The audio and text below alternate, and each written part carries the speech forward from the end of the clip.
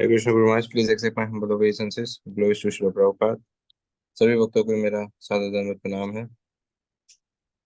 तो कल के बहुत ही प्रभावित या प्रभावशाली सत्र के बाद आज हम पुनः आतुरता से राह देख रहे थे। वो समय आ चुका है जहाँ की आज हम हमारे 3 दिवसीय सीरीज ऑफ टॉक में श्री कृष्ण परम विजय थे श्री कृष्ण संकीर्तनम के आज दूसरे सत्र में हमारे बीच में अनंत शेष प्रभु पुनः उपस्थित है।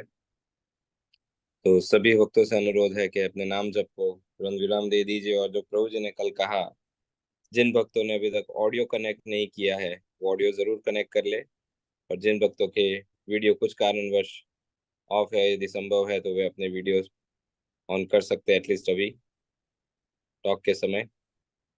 तो एक बार छोटा सा प्रसंग याद आ रहा है इसलिए कह रहा हूँ। अमरेंद्र प्रभु से कुछ बात कर रहे थे हम, तो वे कह रहे थे कि ऑनलाइन क्लास देना यानी माया जैसा लगता है कभी कभी, क्योंकि केवल अपने आप को क्लास देख देख कर ही क्लास देना होता है, क्योंकि प्राय पार्टिसिपेंट्स कैमरा ऑफ रखते हैं तो लगता है कि मैं जैसे अपने आप को ही क्लास दे रहा हूँ, तो मेरे शुद्धिकरण के लिए बहुत अच्छा है, तो करके वो विनोद प्रकट कर रहे थे। तो ऐसा अनुभव हम आज अनंत शेष प्रभु को न करवाएं। तो सभी से अनुरोध है कि ध्यान पूर्वक टॉक के लिए तैयार हो जाए, और हम अनंत शेष प्रभु से अनुरोध करेंगे आज का टॉक प्रारंभ करें। प्रभु हरे कृष्ण।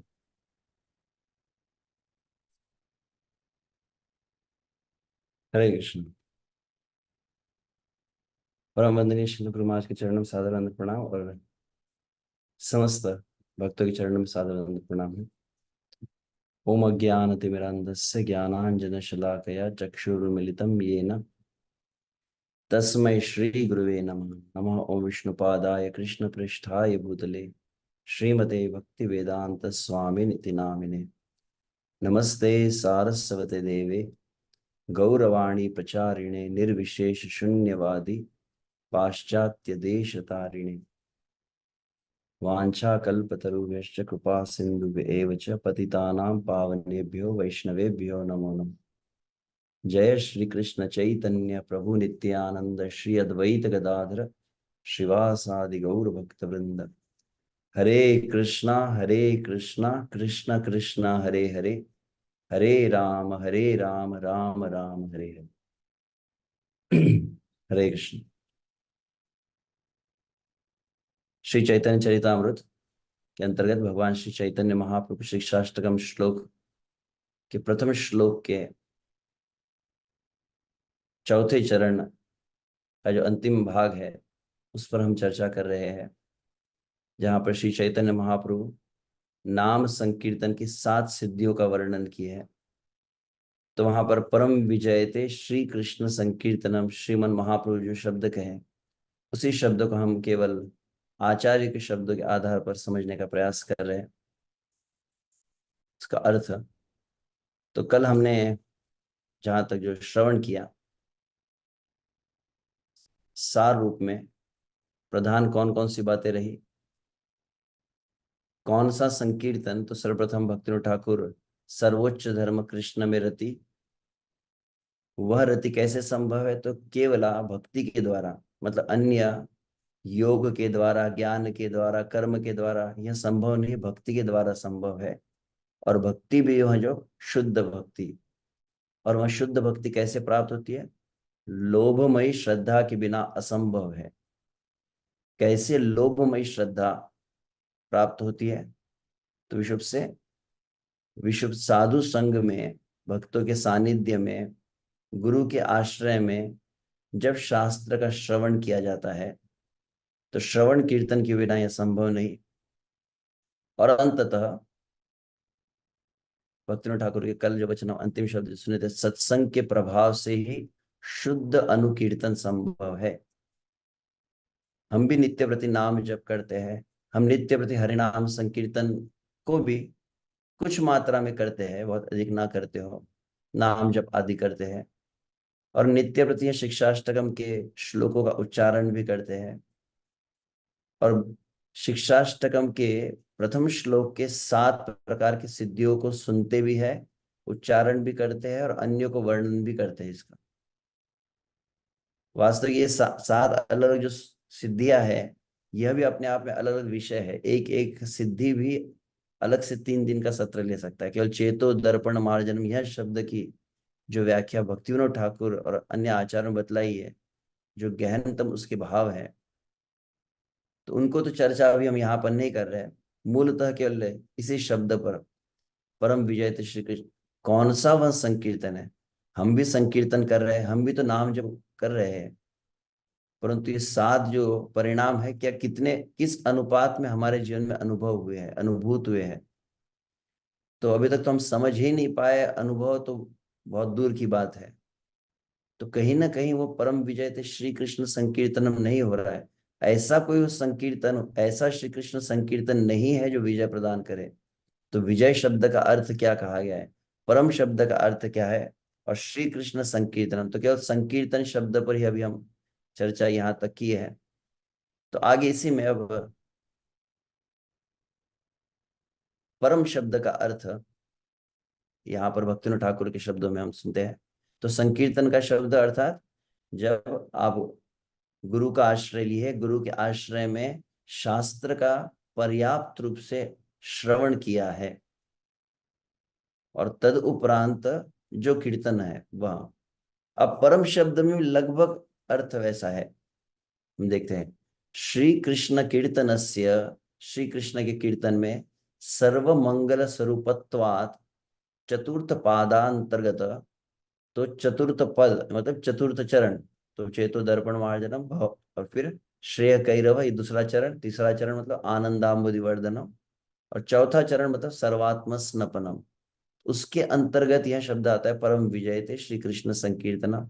इसमें परम शब्द क्यों लगाया गया है। अब इस परम शब्द के ऊपर भक्तिनाथ ठाकुर कहते हैं, परम शब्द का अर्थ क्या है, श्रद्धा सत्संग अनंतरम भजन क्रिया अंतर्गत श्री कृष्ण संकीर्तनम एव अत्र बोधव्यम। कौन सा ये सर्व मांगल्य प्रदान करने वाला मंगल स्वरूप यह जो संकीर्तन है, जो हमारे जीवन में वास्तविक मांगल्य लाएगा। संकीर्तन का जो प्रभाव कब दिखेगा, कैसा संकीर्तन है, तो विशुद्ध रूप से कहा गया है श्रद्धा सत्संग अनंतरम। तो हम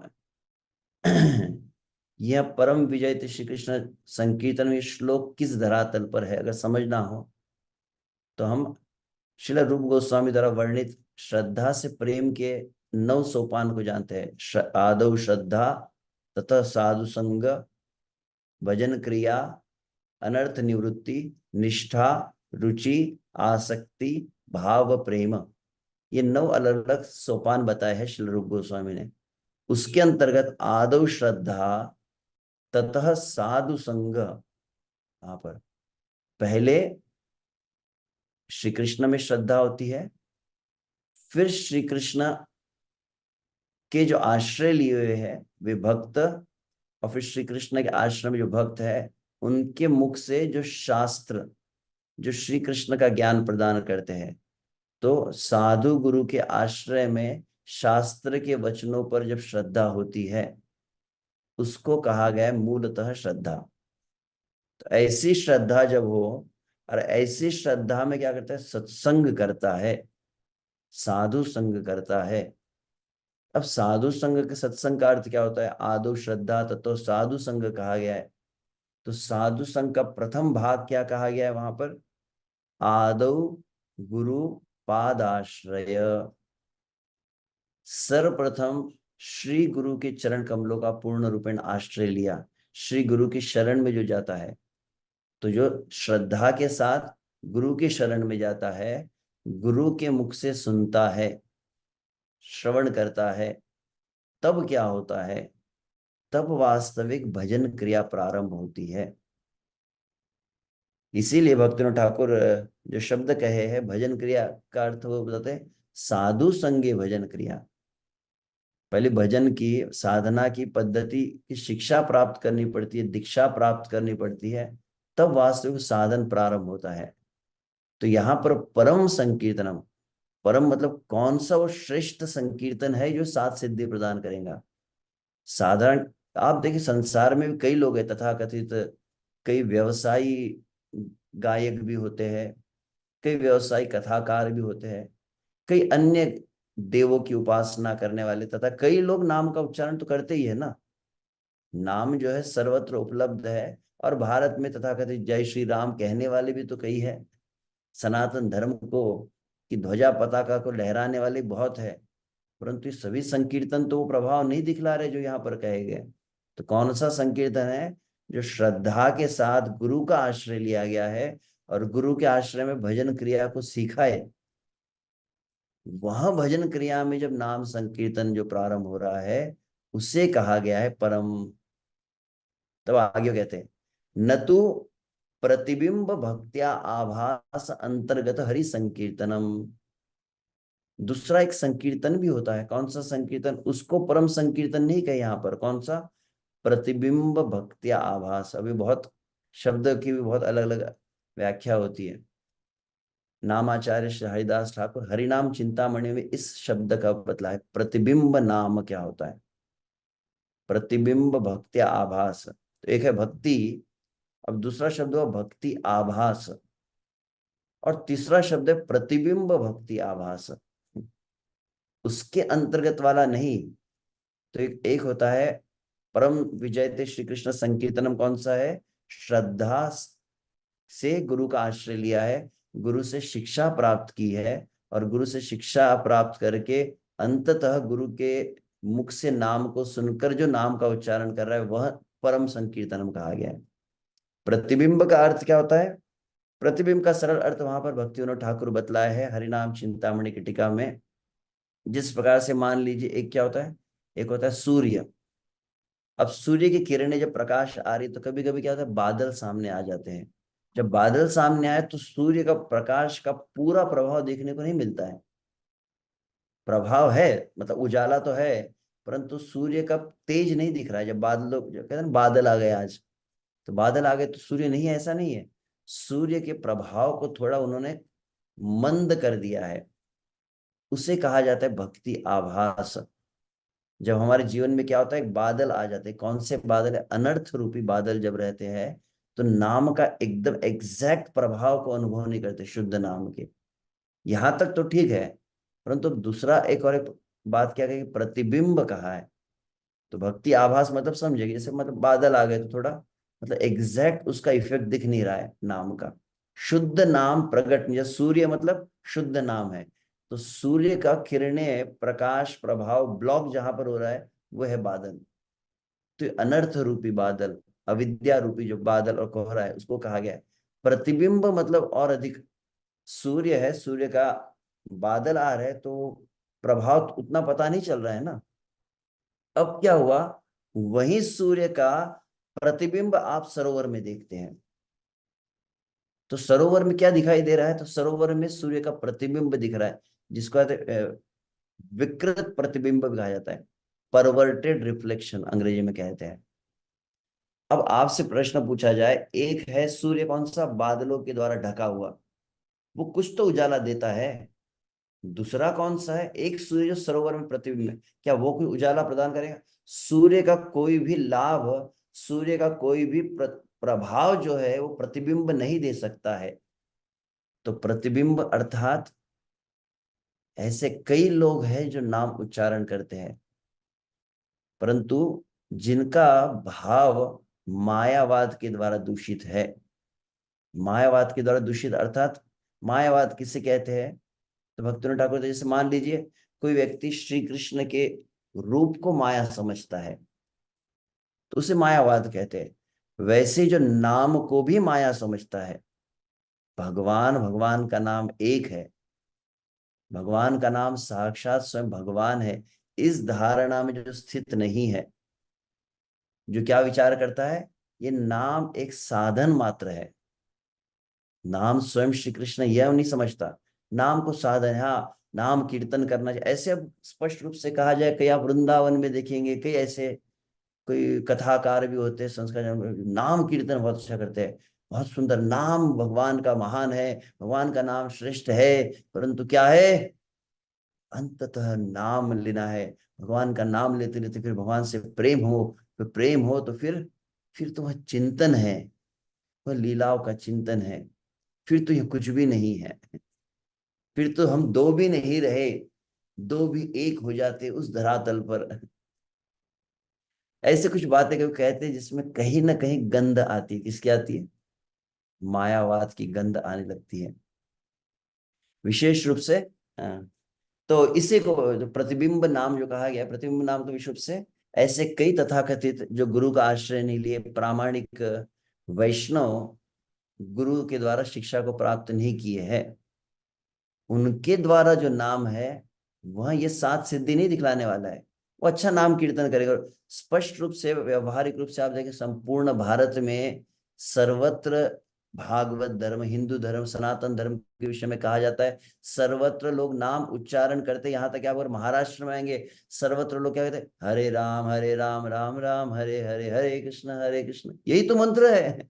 महाराष्ट्र में प्रत्येक आरती के बाद इसी मंत्र का उच्चारण किया जाता है। परंतु कौन सा नाम? बोले प्रतिबिंब नाम।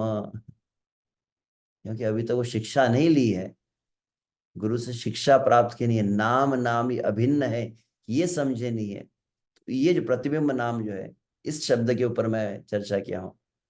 तो आगे वो कहते हैं, श्री चैतन्य महाप्रभु की शिक्षा में सर्वप्रथम उस शुद्ध संकीर्तन की ही महिमा कही गई है। श्री कृष्ण कीर्तन सर्व मंगल स्वरूप होने के कारण मूल श्लोक के चौथे चरण में जो परम शब्द उल्लेखित है, उसके द्वारा सर्वप्रथम श्रद्धा, ध्यान रखिए धीरे से, एक एक शब्द, सर्वप्रथम श्रद्धा, तत्पश्चात सत्संग, और उसके पश्चात भजन क्रिया के अंतर्गत शुद्ध श्री कृष्ण संकीर्तन को ही लक्ष्य किया गया है। आगे पुनः वही शब्द, यहाँ पर प्रतिबिंब भक्ति आभास के अंतर्गत हरि कीर्तन से तात्पर्य नहीं है। इस शिक्षाशास्त्र में करुणावर्णाल श्री चैतन्य महाप्रभु जी जीवों को संबंध, अभिधेय और प्रयोजन तत्वों का बोध कराने के लिए स्वयं एक भक्ति साधक की भांति श्री कृष्ण स्वरूप, भगवान का स्वरूप है ये संकीर्तन, श्री कृष्ण स्वरूप श्री कृष्ण संकीर्तन की महिमा का गान कर रहे हैं। और अब पुनः संकीर्तन शब्द पर ही क्या कह रहे भक्ति ठाकुर? शुद्ध वैष्णव जन परिसेवित चरण श्रीमद कृष्ण चैतन्य चंद्रो वदति श्री कृष्ण संकीर्तनम विजयते इति। कौन सा संकीर्तन विजय प्रदान करता है? विजय शब्द की भी अर्थ कही है, तो कौन सा संकीर्तन विजय प्रदान करेगा? तो वह संकीर्तन कौन सा? श्रीमद कृष्ण चैतन्य चंद्र, श्री कृष्ण चैतन्य चंद्र, जिनके चरण क्या है? शुद्ध वैष्णव जन परिसेवित, जो सदा सर्वदा शुद्ध वैष्णव के द्वारा सेवित है। अर्थात सरल शब्दों में चैतन्य महाप्रभु और चैतन्य महाप्रभु के परिकर। यह जो चैतन्य महाप्रभु के द्वारा जो संकीर्तन प्रारंभ हुआ है, संकीर्तनैक पितरौ जो हम शब्द सुन रहे हैं, संकीर्तन प्रवर्तक है श्री चैतन्य महाप्रभु। तो श्री चैतन्य महाप्रभु और चैतन्य महाप्रभु के चरणाश्रित जो भक्त है, ऐसे भक्तों के द्वारा जो उच्चारित है, वह विजयते श्री कृष्ण संकीर्तनम कहा गया है। विजय मतलब सर्वोच्च जो फल प्रदान करने वाला है, जो माधुर्य प्रेम आदि को प्रदान करने वाला है, जीव की सर्वोच्च उपलब्धि को प्रदान करना संकीर्तन, वो महाप्रभु का आश्रय वाला संकीर्तन है। जैसे प्रताप रुद्र महाराज कहे, ऐछे नृत्य ऐछे प्रेम ऐछे हरिध्वनि, कहाँ नहीं देखी आर कहाँ नहीं सुनी। अनुभव है भक्तों का। आप सर्वत्र कहीं भी जाइए भारत में, लोग इस्कॉन वालों को बुलाते कीर्तन के, इस्कॉन वालों का कीर्तन थोड़ा अलग रहता है। अब अलग मतलब कोई इस्कॉन वाले भक्तों को सर पे सिंग लगे हुए है क्या? क्या अलग रहता है? तो वहां पर श्रील प्रभुपाद स्पष्ट रूप से कहे हैं तात्पर्य में, जब यहाँ पर कहा गया भट्टाचार्य कहे, ए मधुर वचन चैतन्य रस सृष्टि ए प्रेम संकीर्तन, जो भक्त श्री चैतन्य महाप्रभु का आश्रय लिए और श्री चैतन्य महाप्रभु की शिक्षाओं के अनुसार जिन समस्त नियमों का पालन कर रहे हैं, चार नियम आदि होते हैं, और चैतन्य और शिक्षाओं के अनुसार जिनका जीवन का आचरण है, ऐसे भक्त जो संकीर्तन करते, वो संकीर्तन भिन्न होता है। जिसके लिए प्रताप रुद्र महाराज का ऐछे नृत्य ऐछे प्रेम ऐछे हरि ध्वनि, कहा नहीं देखी, कभी देखा ही नहीं, कभी सुना ही नहीं, कोई शास्त्र में वर्णन नहीं है, ऐसे भाव चैतन्य महाप्रभु भक्त प्रकाशित किए। तो कौन है वो चैतन्य महाप्रभु के जो परिकर है, जो चैतन्य महाप्रभु का पूर्ण रूपेण आश्रय लिए, वे है श्रील प्रभुपाद।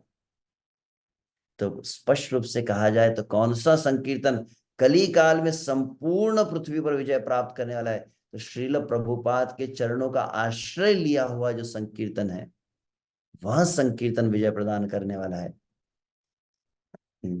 आगे ये भक्तिसार सरस्वती की शब्द है। वैसे संकीर्तन शब्द के अर्थ उन्होंने कहा कि बहु भी मिलित्वा कीर्तनम संकीर्तनम इति उच्यते।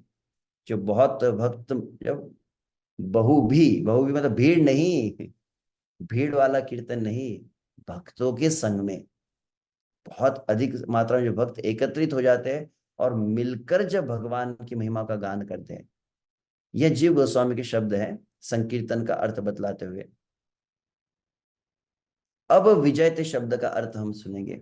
तो वो श्री कृष्ण संकीर्तन का, श्री कृष्ण नहीं कहा मैंने, कृष्ण संकीर्तन परम शब्द। अब विजयते का अर्थ बताते हैं।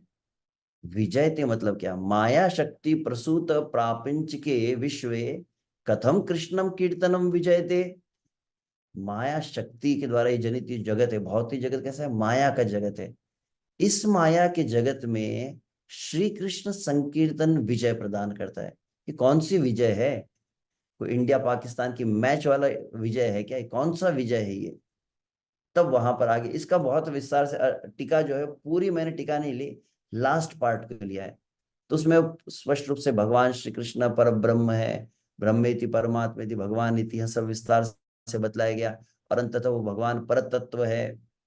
भगवान की फिर बहिरंगा, अंतरंगा, तटस्था शक्ति है, फिर जीव जो भगवान की तटस्था शक्ति, सब कुछ बतलाया गया है विस्तार से भक्ति ठाकुर ने।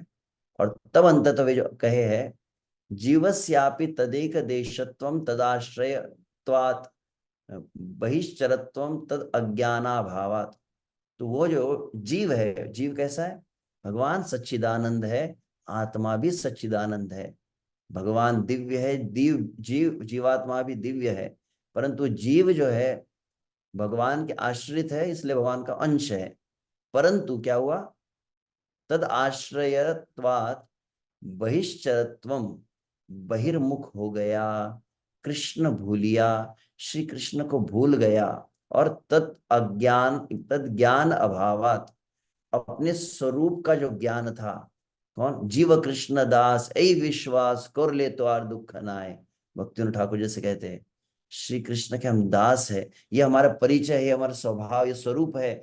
यह स्वरूप का अज्ञान, स्वरूप ज्ञान अभावात, इस स्वरूप का ज्ञान का अभाव कैसे हुआ? बोले बहिश्चरत्वम, तो वो बहिर्मुख हो गया, तो स्वरूप ज्ञान का अभाव हुआ, अपने मूल स्वरूप को भूल गया। मैं श्री कृष्ण की संतुष्टि के लिए हूं, श्री कृष्ण को सुख प्रदान करने के लिए मैं हूं, मेरा अस्तित्व, यह जीव जैसे भूलता है। और क्या मन में भावना आती है? निज सुख की भावना आती है। तो क्या हो जाता है? बहिर्मुख हो जाता है। तब छाया रश्मिवत माया अभी भाव्य भाव्यत्वाच व्यपदिश्यते। तो जिस प्रकार से क्या होता है, छाया से सूर्य की किरणें आच्छादित हो जाती है, उसी प्रकार से जीव भी माया का एक आवरण आ जाता है। उस कारण से सूर्य से वो कवर हो गया, तो अपने मूल स्वरूप को कवर कर दिया, आवरण हो गया उसके ऊपर। तो माया से अभिभूत होने के कारण अप्राकृत अवैधानिक स्थितियों में बद्ध हो जाता है। अननेचुरल, इट्स नॉट नेचुरल, ये हमारा हम स्वाभाविक स्थिति में भी नहीं है। हम जो भगवान के धाम में थे, भगवान की लीला में थे, श्री कृष्ण के सुख के लिए जो कार्य कर रहे थे, वो स्थिति को भूल कर यहाँ पर है। अस्वाभाविक स्थिति यही है, इसको अप्राकृत कहा गया है। भौतिक प्रकृति में हम बंध गए हैं। तब आगे वहां पर कहते हैं, तशक्तिच्व तैव तदीय लीलोपकरणत्वात्। तो भगवत शक्ति होने के कारण जीव का अस्तित्व प्रभु की दिव्य लीला में उपकरण स्वरूप है। तो हम भगवान की शक्ति है, तो हमारा ओरिजिनल स्वरूप क्या है कि भगवान की लीला में हम रहना चाहिए। लेकिन तटस्थ शक्ति स्वभाव तस्य, तटस्थ शक्ति का स्वभाव है क्या है? वो कभी कृष्ण की सेवा में आता है, कभी वो बहिरंगा के प्रभाव में आता है, माया के द्वारा अभिभूत हो सकता है। There is always possibility. तटस्थ शक्ति की संभावना क्या है? वो माया के द्वारा प्रभावित हो जाता है।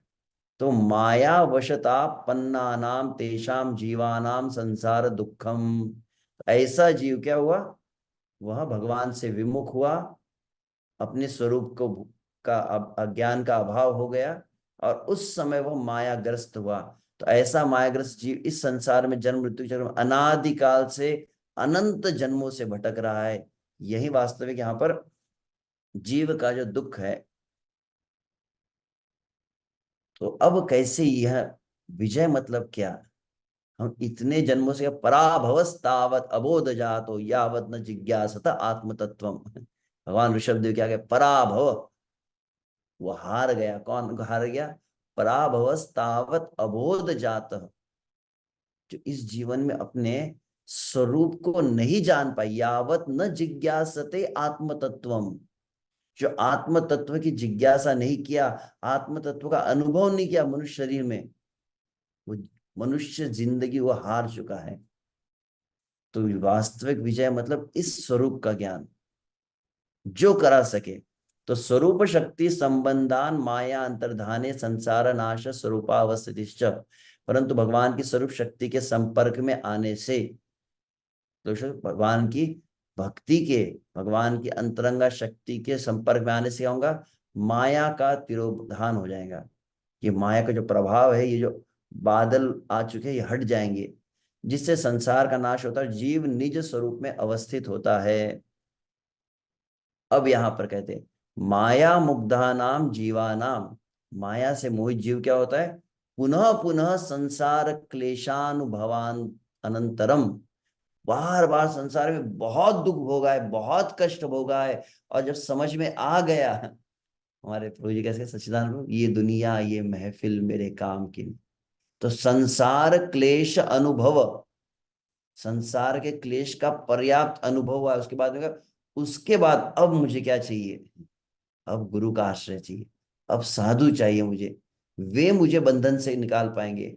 तो ऐसा, when someone is sufficiently frustrated and after that he takes the shelter, सत्संग प्रसंगा, तो ऐसे सत्संग में शास्त्र के वचन सुनता है, शास्त्र तात्पर्य विश्वास, तो गुरु के द्वारा शास्त्र का तात्पर्य, गुरु के शब्दों को बहुत गंभीरता से पकड़ने लगता है, वो गुरु के प्रत्येक वचन को धारण करता है वहां गंभीरता से अपने जीवन में।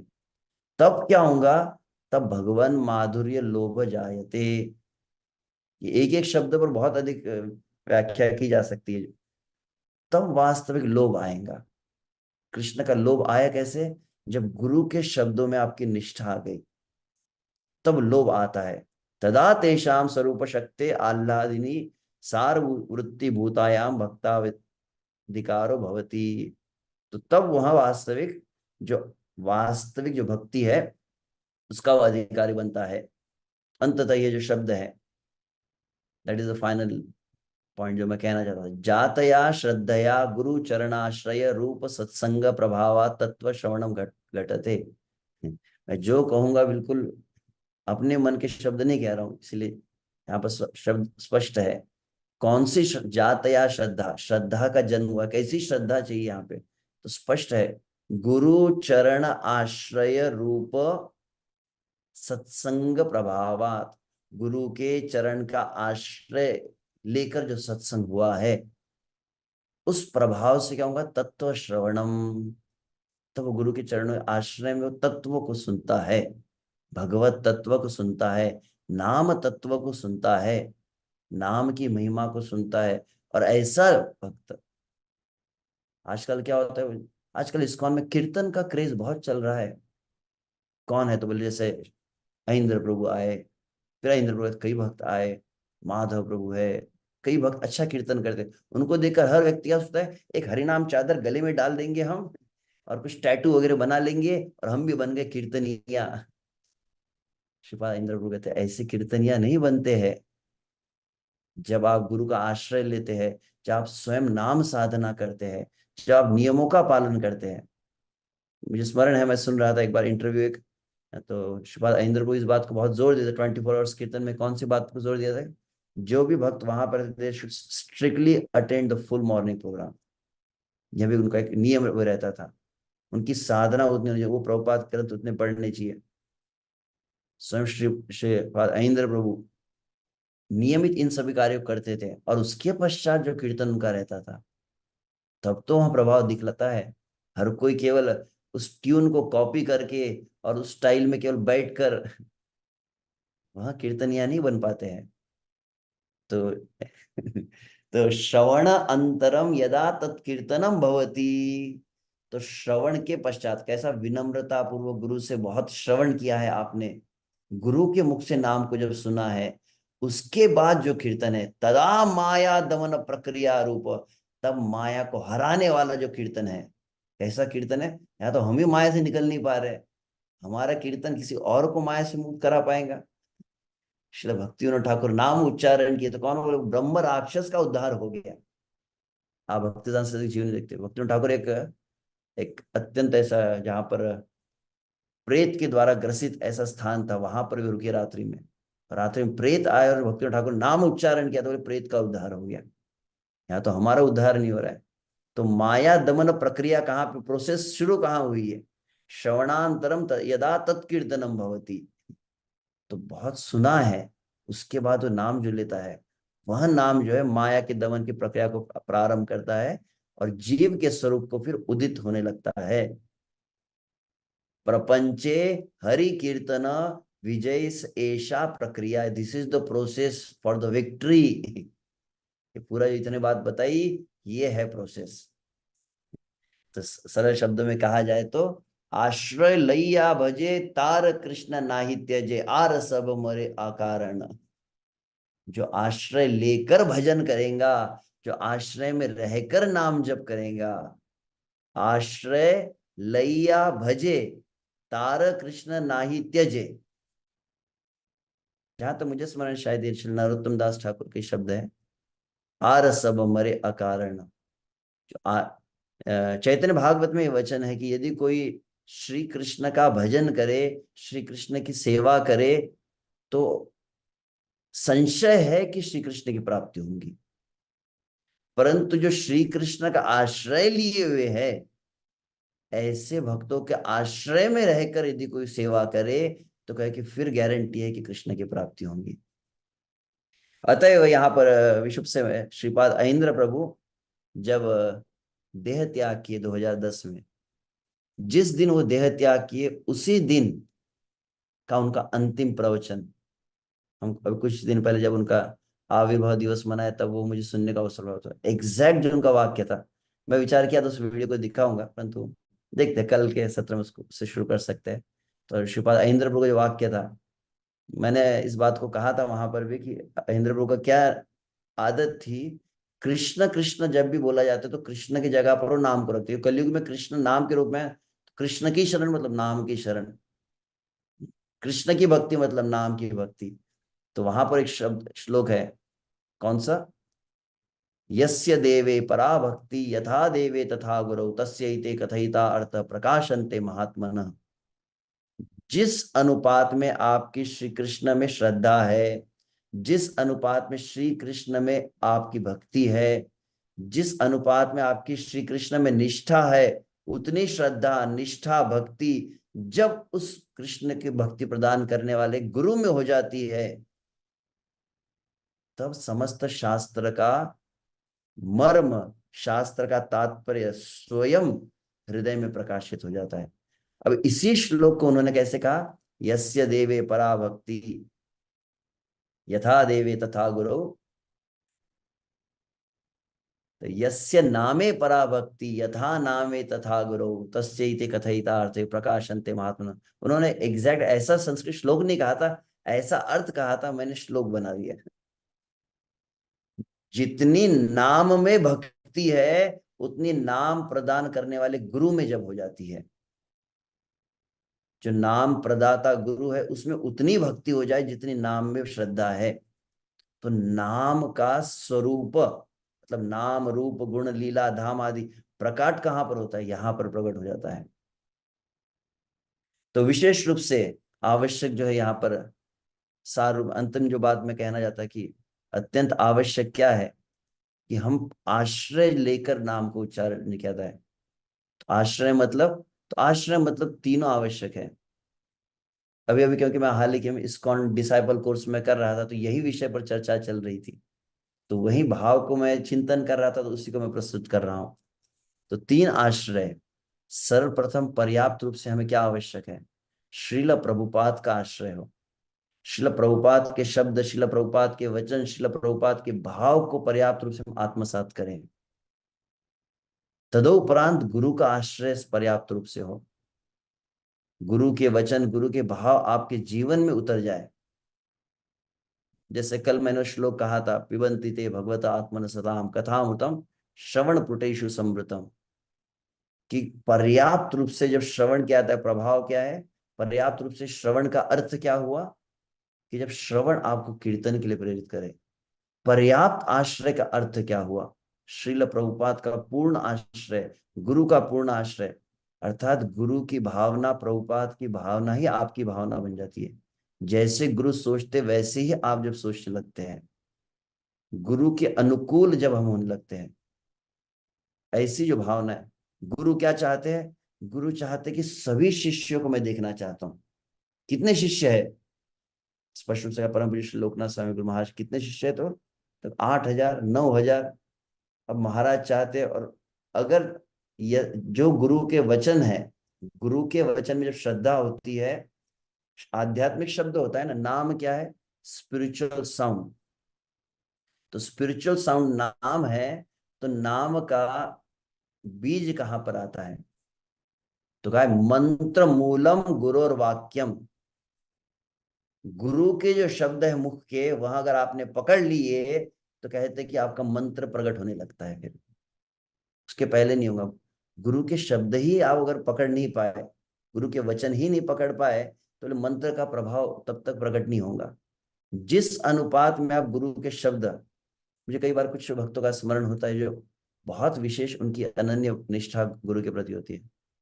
कहना अतिशयोक्ति नहीं, कुछ भक्त यहाँ जैसे सभी है, आप सभी बहुत समर्पित है, आपकी निष्ठा है, परंतु तुरंत किसी का नाम स्मरण, जैसे आचार्य प्रभु। कई बार मैं देखता हूँ आचार्य प्रभु, अभी हम जैसे गुरु महाराज को देख रहे हैं, गुरु महाराज कैसी भी अवस्था में, अभी हम जब मैं कुछ दिनों पूर्व हम पाचोरा में गए थे, उस समय मुझे आज का दिन स्मरण हुआ। मतलब आज का दिन, आज मुझे वह दिन स्मरण हुआ कि जब पाचोरा में ऐसी प्रातः काल जब के समय उठते और महाराज ने ट्रेन में जूम जपा स्टार्ट किया। महाराज जितना समय भक्त जब कर रहे, मैं उनके साथ रहना चाहता हूं। कितना महाराज इस बात को गंभीरता से ले, हम समझ नहीं पा रहे इस बात को। महाराज चलते चलते उसको साथ में ऑन रखो, शुरू रखो। मेरी ध्यान रखना चाहता हूँ मैं कि सभी शिष्य के साथ में जब कर रहा हूँ कि नहीं। और वहां पाचन में हम जब पहुंचे, तो हमने लगेज रखा, फिर रूम में हम स्नान करना है, फ्रेश होना है, हम पहले विचार करें। महाराज बोले जब तक जप है तब तक कुछ नहीं।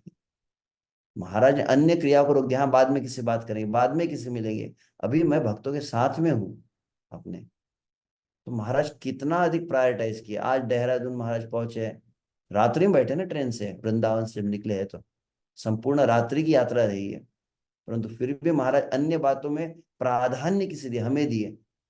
अरे गुरु पूरे संसार को छोड़ के शिष्य को प्राधान्य दे रहे, शिष्य बोले अरे बंद करो ना, ज्यादा हो रहा है, लेट हो रहा है। क्या मतलब?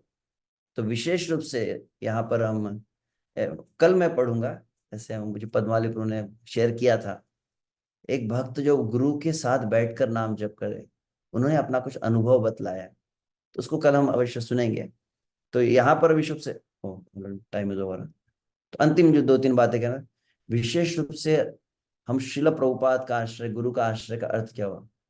कि हम गुरु के वचनों को, गुरु चाहते हैं, गुरु चाहते हैं कि हम सभी गुरु महाराज के साथ जप करें। हम भक्ति सिद्धांत सरस्वती का आविर्भाव दिवस था, हम मायापुर धाम में थे, परम पूज्य श्री भक्ति विकास महाराज प्रवचन दे रहे थे। उन्होंने कहा कि हम आविर्भाव तिथि मनाते, अर्थात क्या हुआ कि हम उस आचार्य को प्रगट दिवस मनाते हैं। हम प्रार्थना क्या करते हैं? वास्तविक आविर्भाव का अर्थ क्या हुआ? हम उस गुरु को, उस आचार्य को अपने जीवन में आवाहन करते हैं। एक बहुत हेवी स्टेटमेंट कहा, are you really ready to live with Bhakti Siddhanta Saraswati even for one day? Bhakti Siddhanta Saraswati के क्या स्टैंडर्ड थे, क्या शुद्ध भक्ति रहती थी, क्या उनका धरातल था। क्या आप उस धरातल पर उनके साथ में एक दिन भी रह सकते हैं? आविर्भाव मनाने चले हैं आप। तो वास्तविक देखा जाए हमको गुरु कौन से अच्छे लगते हैं? गुरु महाराज को व्यास पूजा के दिन जय गुरुदेव जय गुरुदेव, साल में एक दिन का गुरु ठीक है। कौन सा गुरु ठीक है? 6 महीने में एक बार हमारे मंदिर में आते गुरु महाराज ठीक है। अब कौन से गुरु है? बोले गुरु डाइजेस्ट नहीं हो रहे। कौन से? अरे हर रोज हमारे घर में आ जाते गुरु महाराज। हमारा प्राइवेसी नहीं रही, प्राइवेट लाइफ नहीं रहा। गुरु महाराज के साथ बैठो, गुरु महाराज के साथ बैठो। So we are actually, Krishna की प्राप्ति बहुत दूर की बात है, अभी तो गुरु के लिए भी हम तैयार नहीं है। गुरु पूरी तरह से आपको चाहिए क्या? तो नहीं, प्रतिदिन नहीं चाहिए गुरु। आपके लिए नहीं कह रहा हूं, ऐसे कुछ भक्त होंगे, क्योंकि कहीं ना कहीं ये श्रद्धा नहीं है। इसीलिए तो गुरु हमें संग देना चाहते हैं, हम संग लेने को ही तैयार नहीं है। 7,000 अगर 8,000 शिष्य है, 8,000 जूम पे क्यों नहीं रह पाते? क्यों? क्योंकि ऐसे कई, अब भक्त तो छोड़ो, कई ऐसे लीडर्स भी है जिनकी श्रद्धा नहीं है। कई ऐसे, तो वास्तविक गुरु कौन है? हम आईडीसी में सुन रहे थे, जो प्रभुपाद का आश्रय प्रदान करे वह दीक्षा गुरु होता है। तो शिक्षा गुरु कौन है? जो दीक्षा गुरु और प्रभुपाद आश्रय दोनों प्रदान करे वह शिक्षा गुरु होता है। कुछ शिक्षा गुरु ऐसे, अरे हमेशा महाराज के साथ जप करने की क्या जरूरत है, मेरा ही मैं झूम चालू कर देता हूँ, आप मेरे साथ बैठ के जप कीजिए। गुरु महाराज के साथ, गुरु महाराज ऊपर के लेवल के लिए है, तो गुरु महाराज के साथ हम ऊपर, हम अपना जूम शुरू कर देंगे, हम ही गुरु बन जाएंगे। ऐसी भावना कहीं आती है। तो और किसके लिए जूम जपा? अरे महाराज नए नए भक्तों के लिए। हम एडवांस, हम गिरिराज जी में बैठेंगे, राधा कुंड के तट पर बैठकर नाम लेंगे, यमुना के तट पर बैठेंगे। ये जूम जप किसके लिए? नए लोगों के लिए। कहीं ना कहीं हम ऐसे, आप कह नहीं पाते, परंतु ऐसी भावना कहीं प्रवाहित हो रही है। महाराज बार बार चिंता करते, मेरे सीनियर भक्त शिष्य क्यों दिखाई नहीं देते? Why I am not able to see the leaders, why I am not able to see the brahmacharis? क्योंकि श्रद्धा कहीं अभाव हो रहा है। कई ऐसे ऐसे हमने अभी, क्योंकि अधिकांश महाराज के शिष्य है, कई बार ऐसा भी देखा कि कई शिष्यों की गुरु के प्रति कैसी निष्ठा होती है। स्पष्ट कहा जाए, जैसे कई ऐसे गुरुजन हैं, अगर मान लीजिए परम पूज्य राधानाथ स्वामी महाराज है, तो उनके शिष्यों का बहुत सुंदर, उनमें प्रारंभ से ही ऐसे मतलब एक भावना को सुदृढ़ किया गया है। कैसी भावना है? पर परम पूज्य राधानाथ स्वामी महाराज आ गए तो कहते हैं हजारों की संख्या में भक्त दौड़ पड़ते हैं। महाराज का एक शब्द मुख से निकले, तो जैसे मैं कह रहा था कि कई शिष्यों में मैंने जो स्मरण किया, जैसे आचार्य प्रभु, एक प्रभु पद यात्रा के भक्त हैं, उनका वो पद यात्रा में कहीं भी रहे, बोले महाराज हमको संग दे रहे हैं, महाराज के शब्द को हम सुनना चाहिए। तो मराठी में शब्द कहते हैं कि गुरुच्या शब्दाला पडू देत नाही, समझते? मतलब गुरु का एक शब्द भी नीचे गिरना नहीं चाहिए, गुरु का प्रत्येक शब्द को हमको धारण करना चाहिए। ऐसी भावना है, वहां देखी गई है। और यहाँ पर मैं, एक भक्त ने कहा कि एक्चुअली राधानाथ महाराज जी कई ऐसे गुरुजन जो है, क्या है, वो 6 महीने में एक बार शिष्य को मिलते, एक साल में उतना डाइजेस्ट हम कर सकते हैं। हमारे गुरुजी जैसे क्या है, बोले हमारे गुरुजी हर रोज हमारे साथ में रहने को तैयार है। हम तैयार नहीं है, हमको गुरुजी डेली नहीं चाहिए। ऐसा हम कह नहीं पा रहे, परंतु कहीं ना कहीं भाव जो उपस्थित नहीं है, भले ही वो इसको बड़े बड़े लीडर्स भी क्यों ना, भले ही अपने आप को काउंसलर शिक्षा गुरु के रूप में प्रस्तुत क्यों ना कर रहे हो, but they are blocking, they are not the via media. शिक्षा गुरु काउंसलर जो भी हो, अगर गुरु का ही वचन है, अन्य शिक्षा भाव तो बहुत कुछ है, परंतु एक वचन गुरु केवल इतना ही तो चाहे कि सब शिष्य मेरे साथ बैठे। तो कल उस बात, ओके समय हो गया है, तो ठीक है, इस बात को मैं कल कंटिन्यू करूंगा। ये बहुत, तो every initiated devotee has to be there, each and every leader has to be there. कोई लीडर है, मंदिर के सब वक्त प्रेसिडेंट, वो सब बोले अब वो हम एकांत भजन कर रहे हैं, या तो नए भक्त बैठेंगे, गुरुजी देखेंगे उनको, तो कहीं ना कहीं वह इसी प्रकार का प्रचार कर रहे हैं अपनी क्रिया के द्वारा। वे नहीं उपस्थित है ना, क्यों? अरे वो तो गिरिराज जी में बैठकर 64 माला जप कर रहे हैं, इसलिए यहाँ उपस्थित नहीं है। मैं कोई व्यक्तिगत नहीं, मैं किसी भक्त का विचार करके नहीं कह रहा हूं मैं, तो कोई नहीं तो अन्यथा ले लेगा इसको।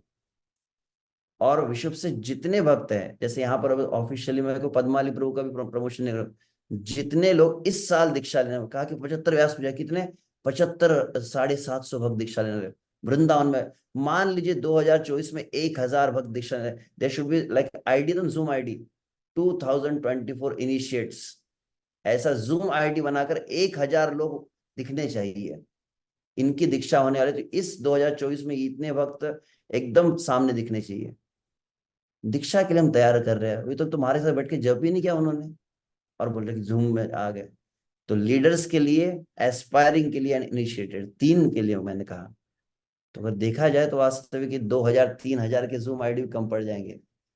तब वास्तविक कहेंगे ऐसा श्रवण जो है तब संकीर्तन को प्रदान करता है, जो परम विजय थे श्री कृष्ण संकीर्तन है। हरे कृष्ण। क्षमा चाहता हूँ, थोड़ा हेवी होऊंगा या किसी वक्त के लिए कोई मेरा भाव नहीं था, किसी विशेष कोई प्रेसिडेंट मेरे ऊपर हमला बोल देंगे या कोई शिक्षा गुरु मेरे से शत्रुता मोल ले लेंगे, ऐसा कोई भाव नहीं था। परंतु केवल गुरु के प्रति वास्तविक ऐसी श्रद्धा होंगी तो प्रकाशंते, अरे नाम आपकी लीला प्रकट कर देगा। गोपी भाव के लिए वृंदावन में जाना नहीं पड़ेगा। कल हम पढ़ लेंगे प्रभुपाद की कुछ वाक्य इसके विषय में, अलग से आवश्यकता नहीं रहेगी।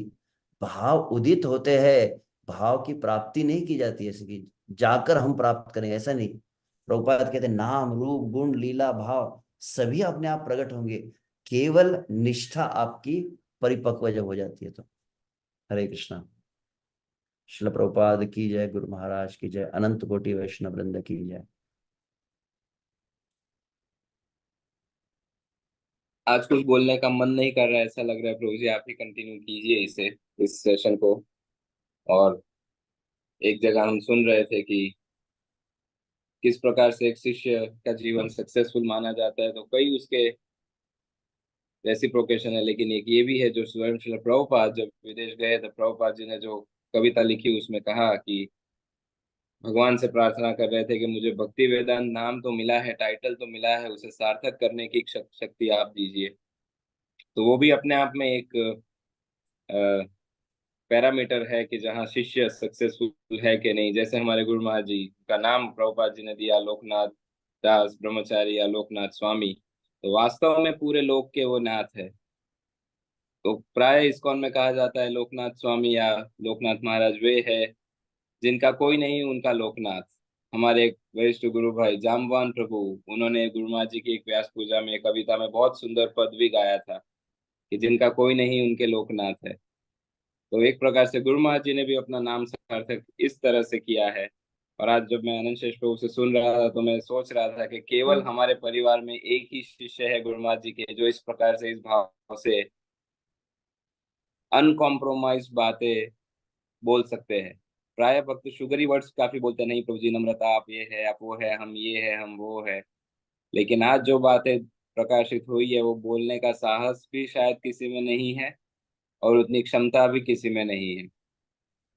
और साथ ही में हमने हमारे आध्यात्मिक जीवन में सुना भी है कि हमें जो स्वयं महाप्रभु ने कहा है भागवत सुनो भागवत करे, कि भागवत से ही भागवत सुनना चाहिए, जो कल प्रभु जी भी कह रहे थे, नॉट प्रोफेशनल कथाकारों से या रिसाइटर से।